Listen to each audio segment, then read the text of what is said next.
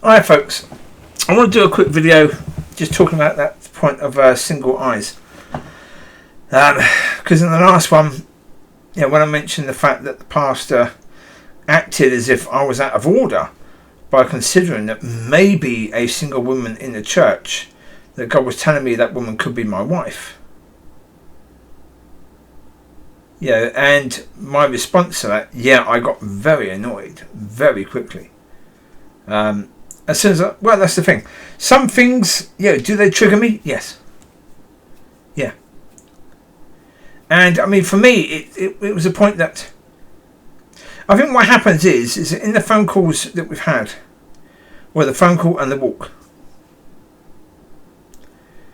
the impression that I get, I could be very, very wrong, but the impression that I get, and I'm only talking about impression, the impression that I get is that where he, the pastor, considered that I was criticising other people or attacking them, he wanted to attack me back. Or he chose to attack me back based upon me attacking them. Now, whether that was a conscious thing or unconscious thing, I don't know. But that was the impression from the walk. From the phone call, exactly the same.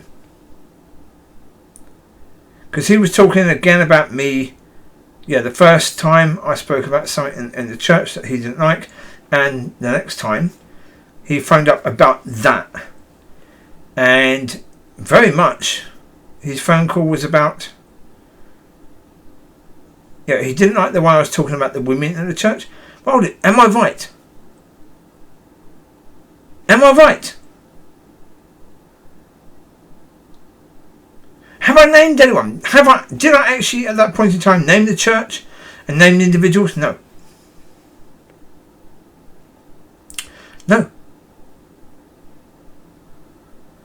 So I've talked about it from the point of view of this is something I've come across since being a Christian. Is that women, generally speaking, dominate the church. And that was something that someone said to me recently, that women do outnumber men in church. But they do dominate churches. And the older women tend to dominate churches. I mean, but what? Because I've said to you the fact that older people tend to dominate churches. So if the older women outnumber the older men, then the older women will dominate churches. That's a fair point. That's not. I'm not trying to be bitchy about people or anything like that. And so so when I remember stuff like that, that just irritates me. That just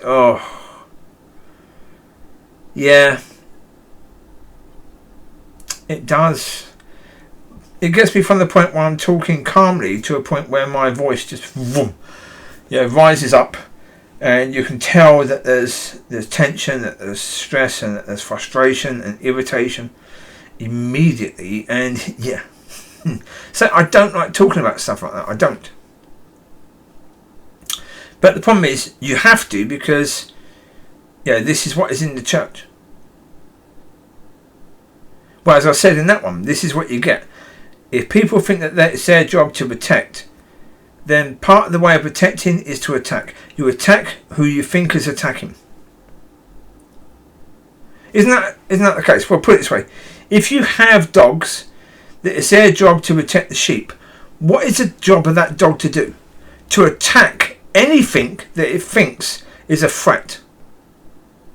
That is the job of that dog, is to attack anything that it sees as a threat. If a wolf or a bear comes near, that dog goes snarling at that wolf or that bear.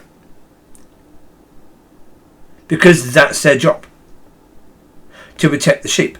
When man thinks it's their job to protect the flock, as in God's people. Remember, who did I say? God's people? I didn't say pastor's people, I said God's people.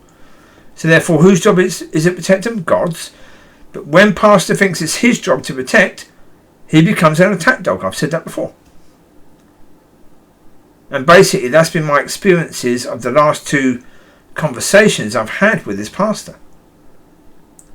Has been from the point of view of coming under attack.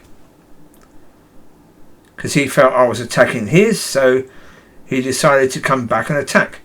And it's like, again, when I talk about the fact that you see yourself as a pastor, that's not what a pastor would do. Not in any way, shape or form. A pastor would never attack someone. That is not in their nature. So you wonder why I question the fact, are you supposed to be a pastor? And then you wonder why I question the fact you're supposed to be a teacher, when a lot of the basic understandings of Christianity haven't been taught to the people, are not being taught to the people. So therefore, okay, all this whole idea of apostleship, why would that be in question? Now again, I can only say things from the point of view of what I see. And unfortunately what I've seen has been negative. Now I understand he's coming from the point of view of me that what he sees is only negative. Yeah, but that's not only what I put out. Not in any way, shape or form. But he's been focusing only on the negative. Only on the stuff that I say that, he's only spoken to me about the videos that I've done that he considers to be negative. He's never spoken to me about anything that I've said that he could consider to be positive. Not in the walk and not in the last phone call. That's why I say what we need to do is have conversations which have come in from the agenda of love and purely from the agenda of love.